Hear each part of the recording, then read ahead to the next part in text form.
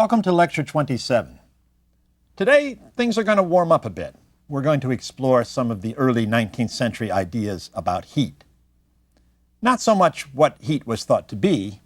That we'll come back to in a later lecture. Today's concern has to do with how heat behaves, with the laws that it follows. This subject is important because of the central role heat plays among nature's many forces. I know I highlighted how important motive force was in Lecture 25, and it's true. Without motive force, without the ability to make matter move, there isn't anything much to talk about. Motive force is a crucial force in nature. But so is heat, although for a different kind of reason. Heat is important because it's so ubiquitous, it's everywhere. Whenever one force is used to produce another, almost without exception, heat will also make an appearance. And that, as we'll see, is significant.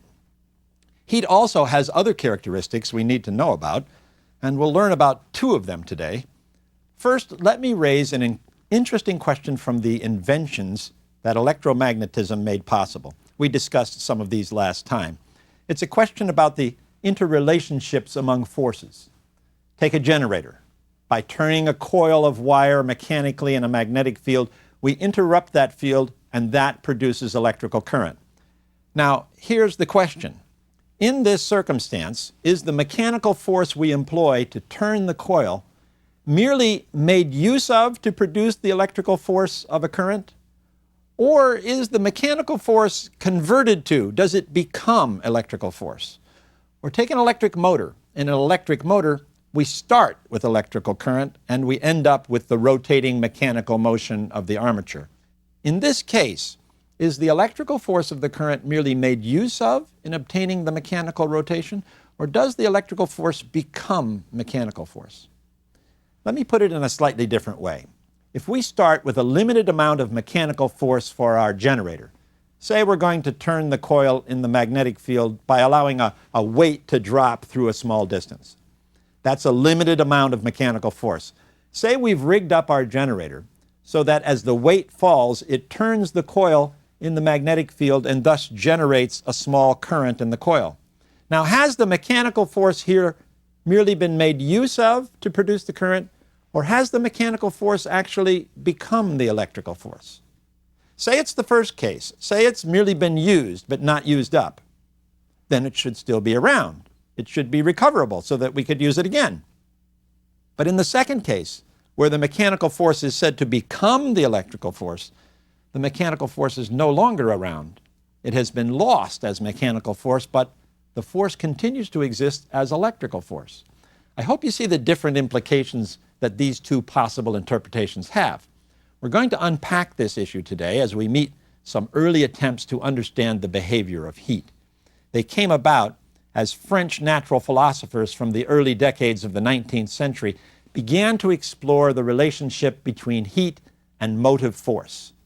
This was an important question right around this time because society more or less had forced the issue to front and center. How? Well, the use of heat to obtain motive force was very much evident in the invention of the steam engine. And the steam engine was one of the most important symbols of the industrialization process that was well underway by the beginning of the 19th century. It was a major symbol of the shift away from animal power to inanimate power that accompanied the Industrial Revolution. It wasn't the only indication of this trend. Falling water was also used as a favorite source of power to turn the wheels of a mill. But the power that steam generated when it turned heat into the rotating motions of drive belts and gears was particularly well suited to the burgeoning textile industry, to say nothing of its use in pumping water out of mines. But, you say, the steam engine was invented in the 18th century. How come natural philosophers are still trying to figure out the theory behind it in the 19th century? That's a very good question, and it allows me to make an important point about the relationship between natural science and technology. I haven't spoken much about the history of technology in this series of lectures. That's because we've been focusing on science itself. The general point I want to make here has to do with the direction of influence between science and technology. I often encounter in students and in others the assumption that the direction of influence is from science to technology. And sometimes it's true that natural philosophers figure out some new theory, then others come along and find an application for it. That's pretty much what occurred in the aftermath of the discovery of electromagnetism. But the point is that this isn't always the direction of the flow of influence. Sometimes it's the other way around, and the steam engine is a case in point. Thomas Newcomen and later James Watt had built effective steam engines well before the theory of how they operated was understood. In Newcomen's case, a full century before. In fact, the steam engine provided the occasion for the birth of a new science, thermodynamics, as we'll see. So perhaps you can understand why one scholar has observed that science learned a lot more from the steam engine than the steam engine learned from science. So now let's turn our attention to figuring out how a science of heat came about. We're going to do this in two stages. We'll begin with a brief look at one of the first natural philosophers. Actually, he'd made his name as a mathematician, but at any rate, one of the first people to consider the behavior of heat from a theoretical point of view. Then we'll come to the person who used the steam engine as the occasion for asking an intriguing and fundamental set of questions about the way that heat is used to produce motive force. So among the first to consider heat from a theoretical as opposed to a practical point of view was the French mathematician Joseph Fourier. Fourier, like Faraday, was born into humble surroundings. He was older than Faraday. In fact, he was already 21 when the French Revolution broke out. Coming from the poorer classes as he did, it doesn't surprise us that this enthusiastic youth displayed natural sympathies for the revolution when it came. In fact, he'd been destined to go into the priesthood. Just 2 years before the revolution, he'd entered a Benedictine abbey to begin his studies. His instructors right away noticed the amazing abilities in mathematics that he'd brought with him. Fourier loved mathematics, and he continued to cultivate his interest in it. He kept up with his education as the revolution unfolded, but he gave up his idea of the priesthood in favor of becoming a teacher. So in 1791, he took a position at a Benedictine college.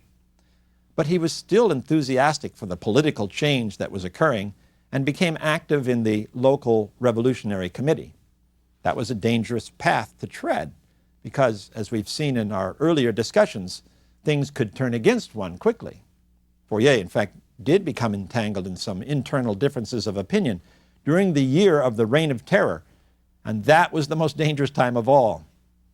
But he survived the revolution and became a teacher at the newly established École Polytechnique.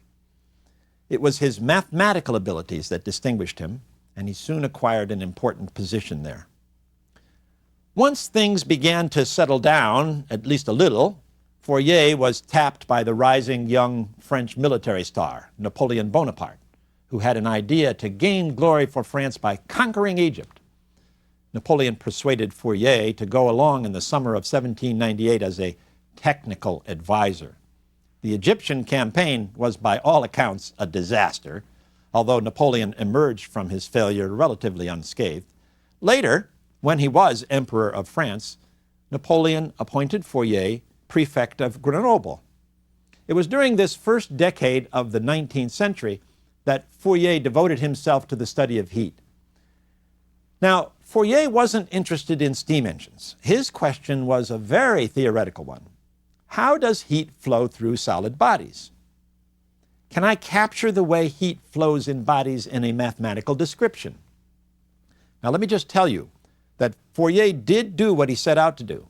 The brilliance of the mathematical techniques he developed to express his results was not recognized until later. In fact, these very techniques have now become a central tool of mathematical physics. And in addition to these innovative mathematical techniques, Fourier took an unconventional, almost an unacceptable approach to the problem.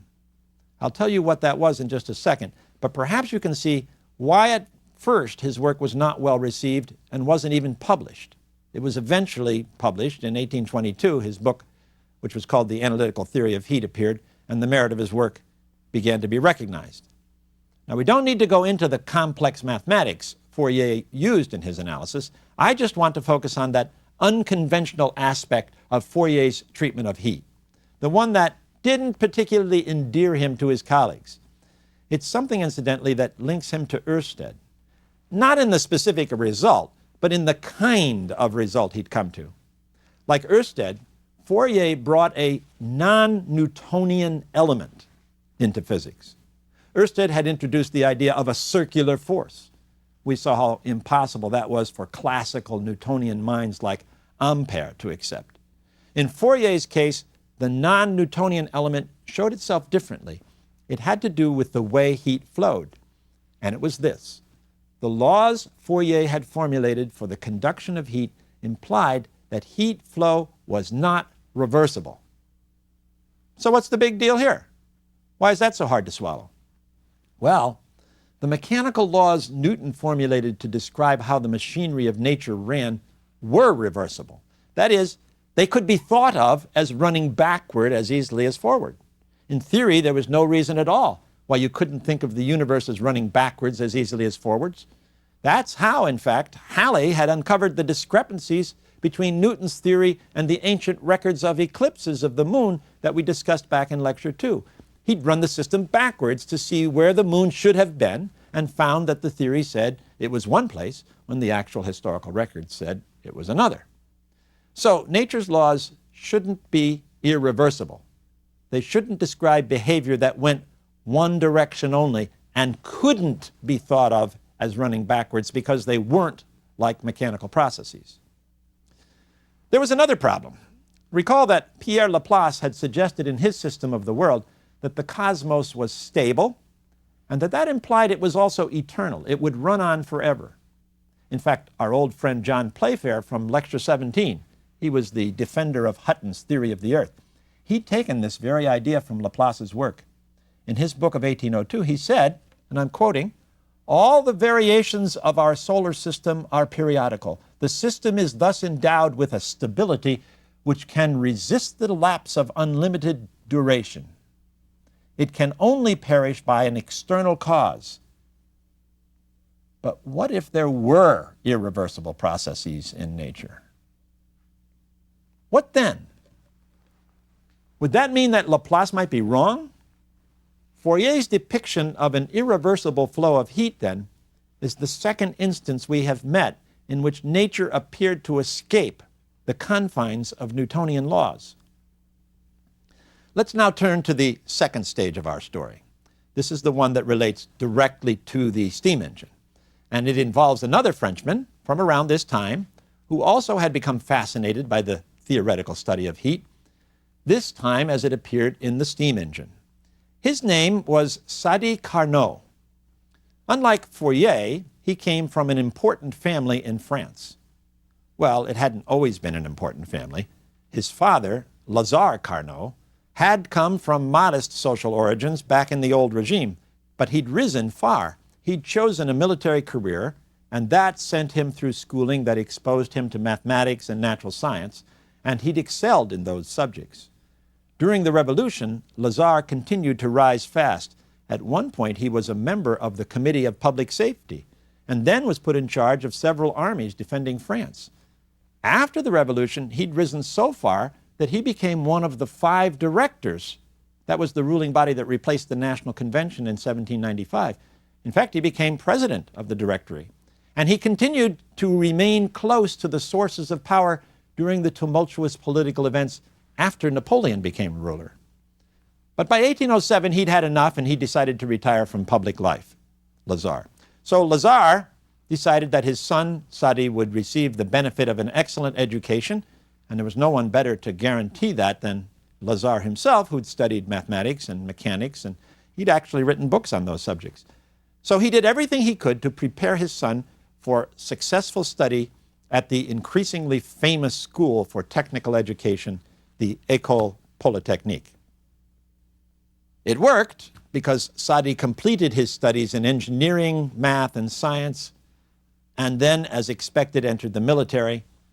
And then in 1819, Sadi passed a competitive examination that enabled him to move to Paris and to enjoy free time to pursue his own interests.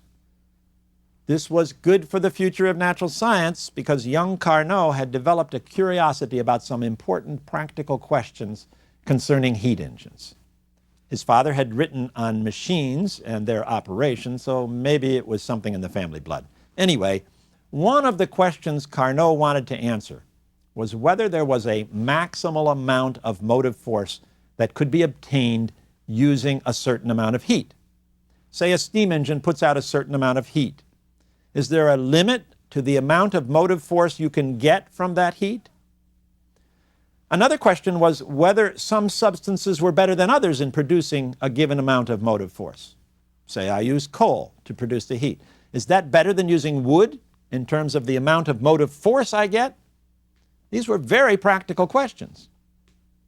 Now, people who actually worked steam engines could use trial and error to answer these questions.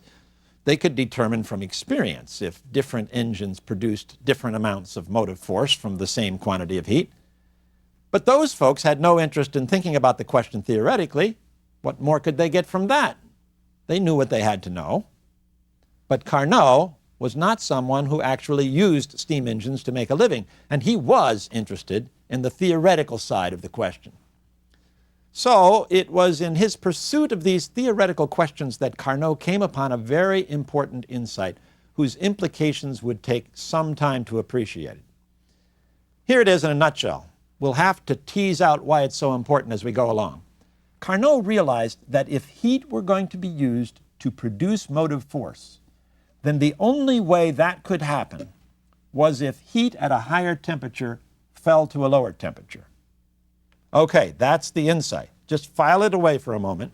Try to remember it. If heat is going to be used to produce motive force, the only way that can happen is if heat at a higher temperature falls to a lower temperature. Well, he put down his ideas on this subject in a book of 1824 entitled Reflections on the Motive Power of Heat. This was a work he thought would be useful to those concerned with the problem of fuel economy. He wasn't thinking of the book as a theoretical work in physical science, but it certainly would become a key work in the history of physics. Well, why was Carnot's insight so key? And how are we to understand his explanation? Let me start my answer by bringing up something you're already familiar with. I'm thinking of Benjamin Franklin and his explanation of the Leyden jar. You see, Carnot thought of the production of motive force from heat as nature's response to a disturbance in a normally balanced state. We met this situation in Franklin's explanation of the behavior of electrical fluid in the case of the Leyden jar in Lecture 11. There, an equilibrium amount of electrical fluid was disturbed by forcibly accumulating an excess amount inside a glass jar. That produced a positive charge that exerted electrical force.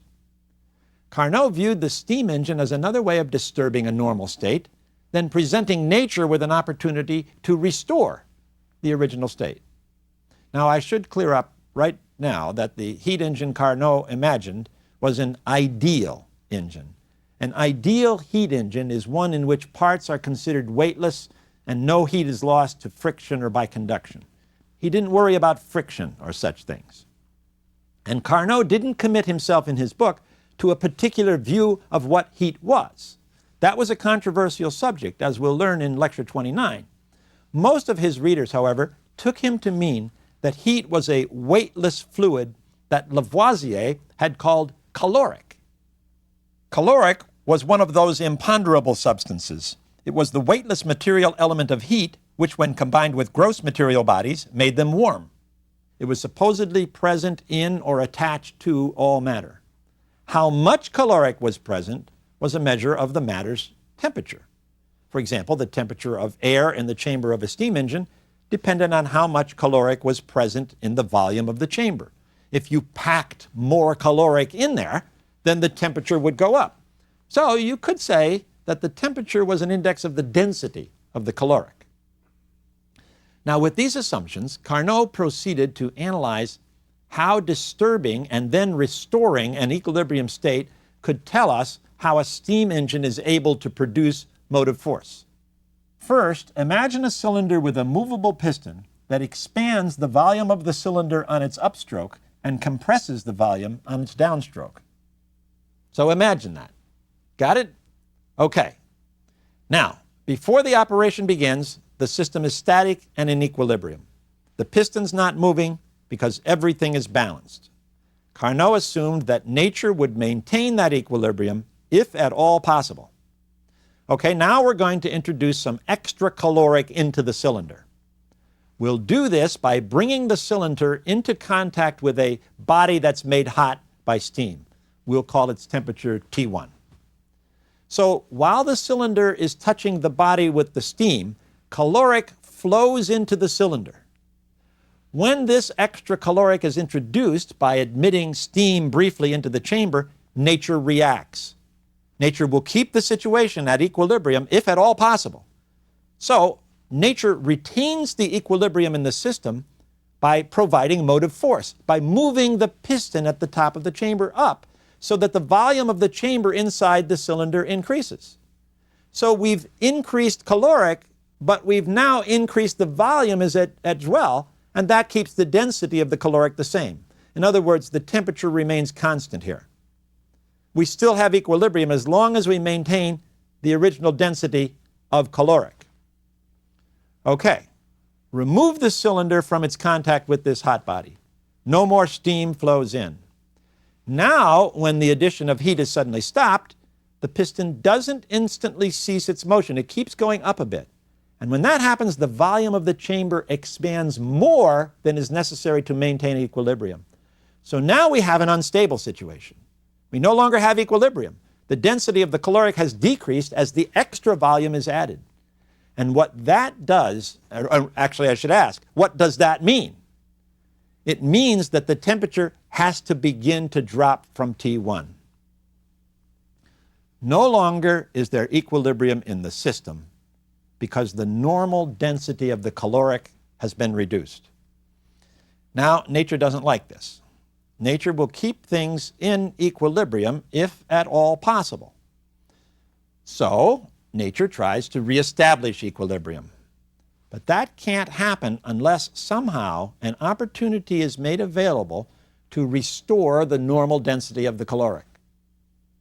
One way to accomplish this would be to find a way to remove the excess caloric from the chamber that we introduced. And we can do that if we can find a cold body to which we can give that extra caloric. So if we now bring the cylinder into contact with a cold body, say at temperature T2, we provide a means for nature to restore the original equilibrium. Nature reacts to this opportunity by forcing the excess caloric to flow out to the cold body by decreasing the volume, that is, moving the piston down.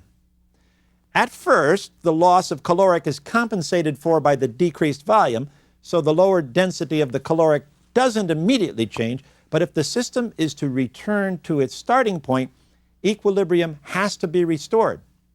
When all of the excess caloric has been surrendered to the cold body, the piston, once again, does not suddenly stop, but continues to move down.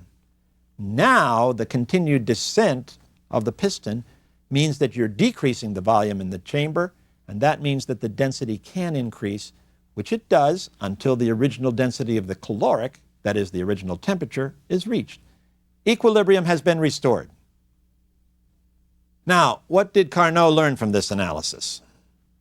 What are the implications for our question about using one form of force to obtain another, as opposed to converting one kind of force into another?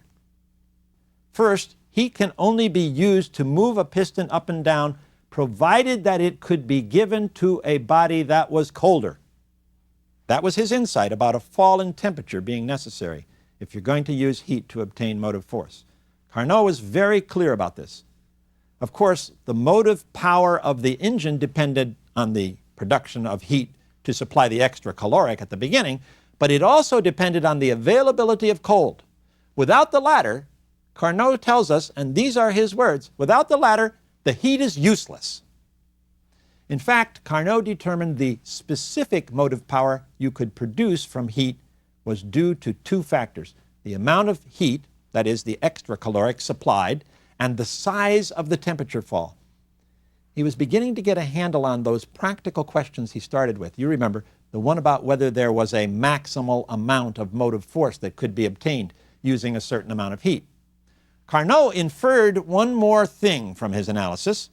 It goes back to the two options I mentioned at the beginning of the lecture where the relationships among forces are concerned. Is heat merely made use of to produce motive force, or is heat used up, converted into motive force? Let's see what Carnot says about that.